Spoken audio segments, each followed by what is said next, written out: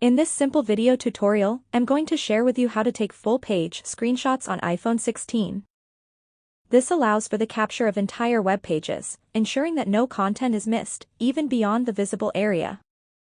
Full-page screenshots can serve as a reliable way to access content offline or provide detailed feedback on website design and functionality. To do this, simply take a normal screenshot. Press the upper volume button plus the power button at the same time.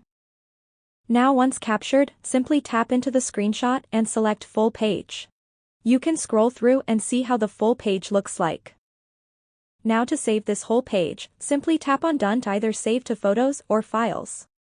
This is also valuable for archiving, legal documentation, and tracking changes over time. That's how easy it is to take full-page screenshots on iPhone 16. If you have any questions, just let me know in the comments section down below. Please don't forget to leave a like, share and subscribe for more video tutorials like this one.